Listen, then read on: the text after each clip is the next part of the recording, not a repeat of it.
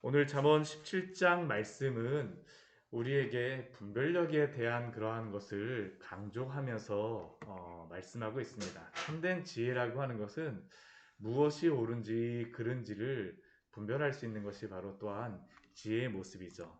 오늘 1절 15절 말씀을 보게 되면 악인을 의롭다 하고 의인을 악하다 하는 이 두 사람, 두 명의 사람을 이야기합니다. 첫 번째는 어떤 사람입니까? 악인을 의롭다 하는 그러한 사람이고, 또 하나는 의인을 악하다라고 하는 사람입니다. 참 이런 것이 말이 안 되잖아요. 그렇죠?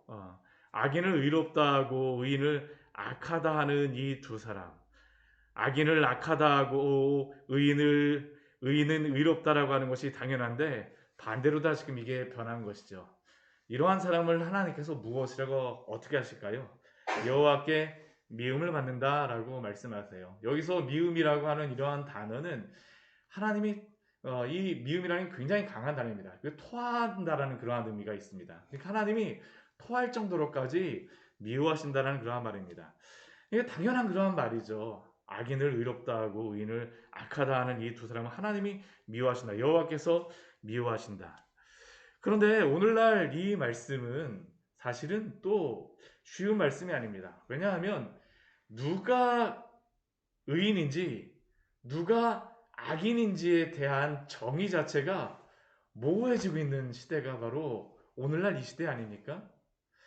돈이 많게 되면 법정에 가고 큰 죄를 할지라도 아무것도 아닌 것처럼 좋은 변호사를 통해서 그냥 넘어가기도 하고, 돈이 없게 되면 그 죄가 없어도 죄인으로 만들어지는 시대. 사실 이것은 그래도 눈에 잘 보이기 때문에 우리에게 분명히 알 수 있죠. 그러나 이 사회 가운데에서 무엇이 악인지 무엇이 그 의로움인지 알 수 없는 것이 지금 이 상황 속에서, 이 사회 속에서 얼마나 많이 나오고 있습니까? 요즘 저는 참 이해할 수 없는 단어 중에 하나가 젠더라는 그런 단어입니다. 젠더. 네, 젠더라는 그런 단어입니다. 남성과 여성이라고 더 이상 이야기를 하지 않고요. 젠더라는 것으로서 이야기하죠. 네. 트랜스젠더 뭐 이렇게 젠더라고, 그러니까 그 젠더라는 그러한 것을 함으로써 성이라고 하는 것을 하나님이 창조하신 그것에서 더 많다라는 것이죠. 성을 성이라고 더 이상 말하지 않고 또 다른 단어를 붙임으로 말미암아 그것을 인간이 성조차도 창조하고 있습니다.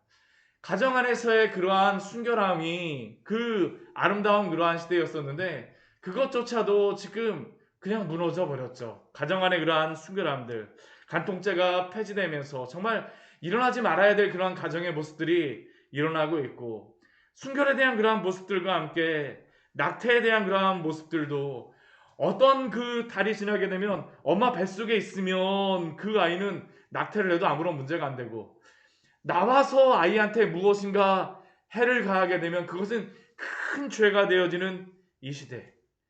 기준이 없다라는 것입니다. 하나님께서 이걸 기뻐하지 않으세요. 선과 악의 그 정의는 무엇입니까? 하나님이 창조하시고 하나님이 정의하신 선과 악의 그 선과 악을 따르게 되면 그것이 바로 의로운 것이요, 그것을 따르지 않게 되면 악한 것이다라고 하나님께서는 분명히 말씀하십니다. 만약 이것을 뒤섞어 버리게 되면 여호와께 미움을 받는다라고 오늘 우리에게 말씀하고 계시죠.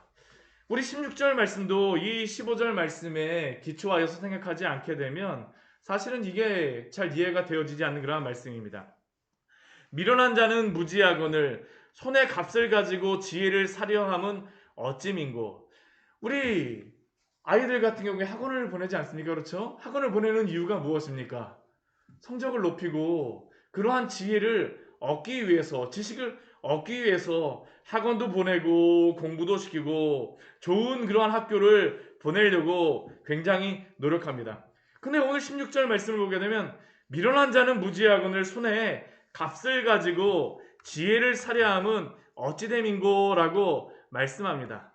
왜 이 말씀이, 우리가 그냥 뭐 여러 가지 이 세상에 이러한 것들을 보게 되면 무지하게 되면 당연히 밀어나게 되면 값을 가지고라도 사야 되는 것이 아닌가라고 생각하는데 왜 이 말씀을 하실까요? 우리 잠언의 그러한 지혜는 무엇입니까? 미련함이라는 것은 무엇일까요? 여호와 하나님을 모르는 것입니다. 여호와 하나님을 모르는 것이죠. 우리가 물론 이 세상에서 돈을 주고 우리의 그 세상의 지혜, 학식을 사는 것은 가능합니다. 학원을 다녀서 뭐 대학을 못 가는 아이들이 대학을 갈 수 있고, 뭐 지방에 있는 학교를 갈 수 있는 아이들이 뭐 수도권에 있는 대학이나 그 서울에 있는 대학, 아니면 외국으로 공부를 하러 갈 수는 있죠. 그러나 하나님께서 그로 하여금 하나님을 알게 하지 않는다라면 성경에서 말씀하는 이 지혜를 알 수가 있을까요? 알 수가 없다라는 것입니다. 미련한 자가 무지한다라고 여기서 말씀하고 있는데, 여호와를 경외하지 않는 그 지식은 돈으로 살 수 있을지 모르지만, 그러나 다른 그런 하나님의 그 여호와를 경외하는 그 지식은 하나님께서 그 마음을 창조해 주셔야 됩니다. 우리가 여기서 무지하다라는 것은 마음이 없다라는 겁니다. 심장이 없다라는 이야기예요. 하나님이 그 마음을 창조해 주셔야지만 하나님을 알게 되겠죠. 그리고 이 지식, 참된 지식은 누구입니까? 바로 예수 그리스도 아닙니까? 우리에게 필요한 이 지식은 하나님이 주시는 그러한 지식 아닙니까? 이사야서 52장 1절 말씀을 보게 되면 이렇게 말씀합니다. 오호라 너희 모든 목마른 자들아 물로 나아오라. 돈 없는 자도 오라. 너희가 와서 사 먹되 돈 없이 값 없이 와서 포도주와 젖을 사라. 또한 로마서 3장 24절 말씀을 보게 되면 이렇게 말씀하십니다. 그리스도 예수 안에 있는 속량으로 말미암아 하나님의 은혜로 값없이 의롭다 하심을 얻은 자 되었느니라. 하나님께서는 우리로 하여금 나오라고 말씀하세요. 예수 그리스도를 알기 위해서 돈이 필요 없습니다. 이 지식은 하나님이 주시는 지식입니다. 이 지식이 바로 이 세상에 가득해야 되지 않겠습니까?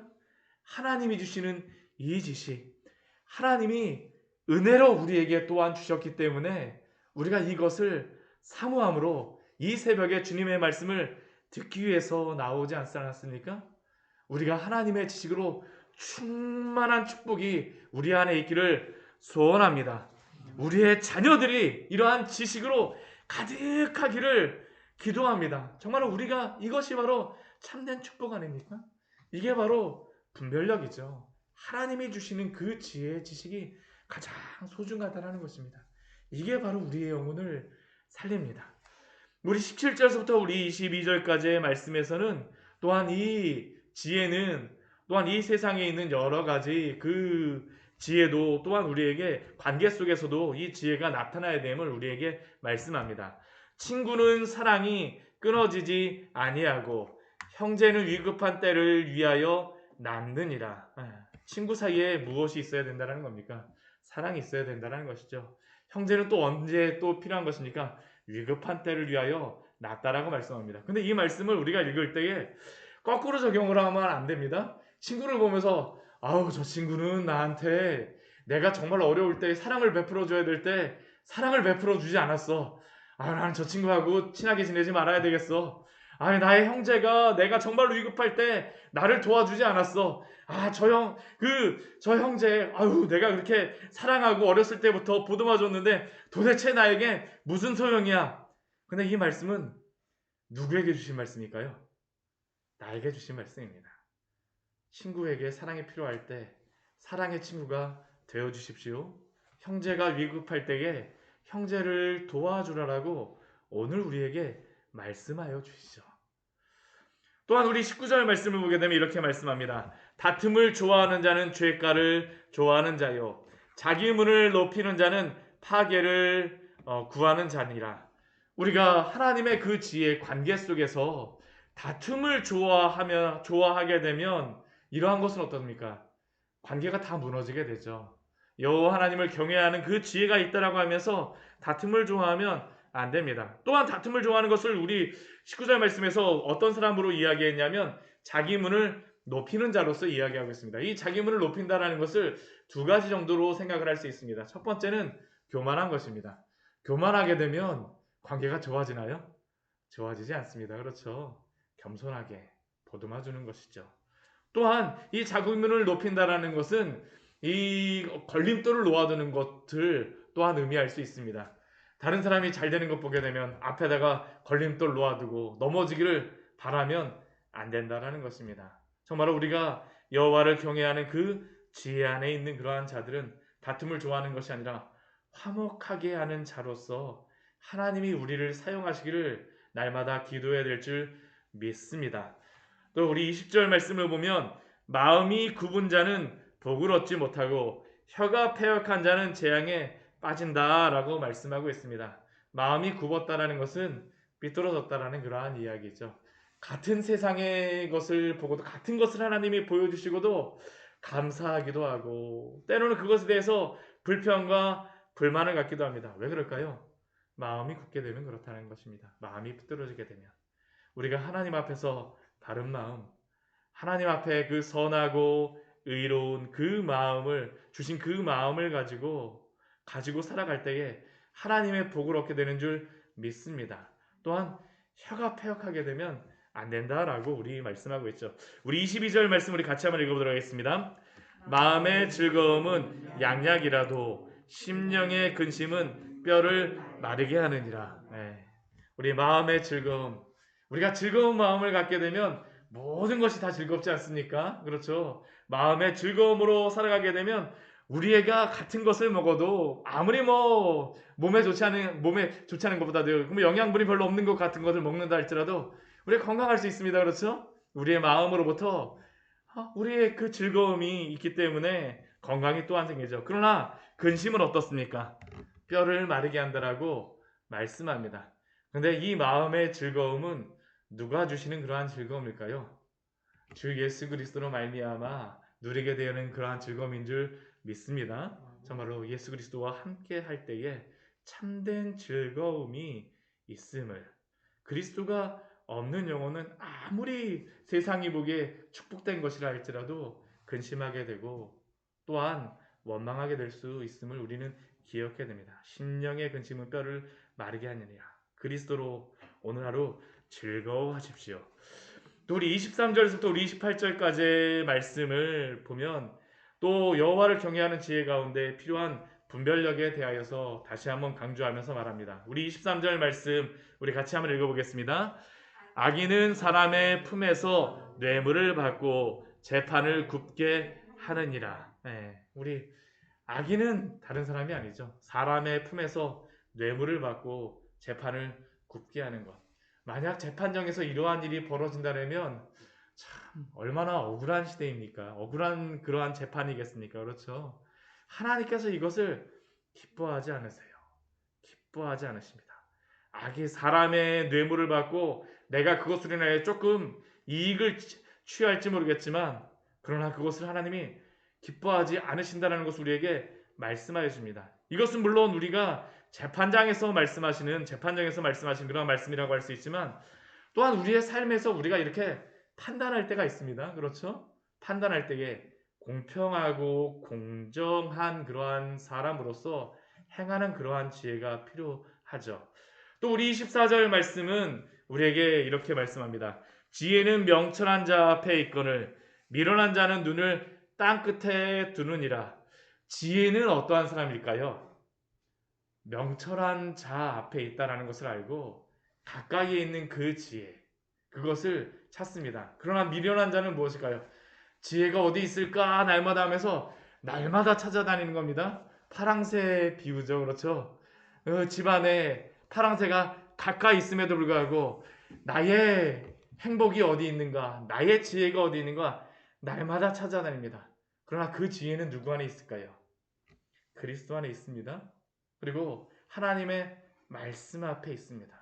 그리고 또한 우리가 말씀 안에 살아갈 때에 말씀을 듣는 자에게 하나님이 오늘도 참된 분별력을 주시는 줄 믿습니다. 이 명철하다라는 것은 분별하는 것입니다.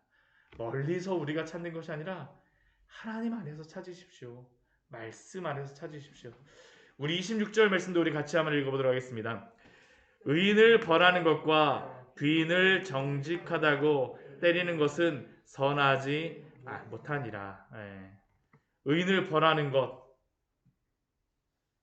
하나님이 기뻐하지 않으십니다. 또한 귀인을 정직하다고 때리는 것 하나님이 기뻐하지 않으세요. 오늘 말씀을 보면 어떻습니까?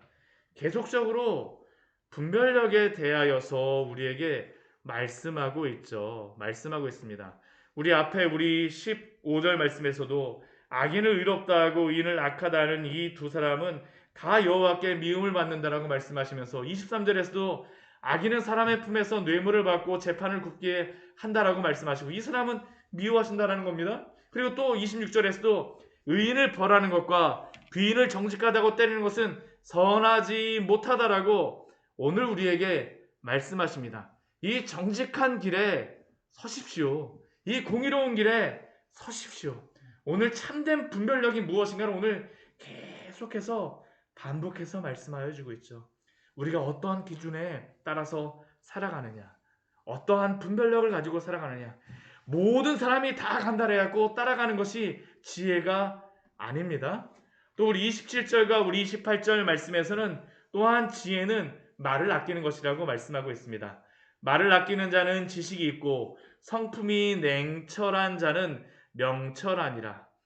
필요 없는 악한 말과 어리석은 말에 휘둘리거나 따라하지 말고 현재의 상황을 냉철하게 판단함으로 하나님이 정하신 질서를 뒤엎는 그러한 일들에 따라가면 안 됩니다.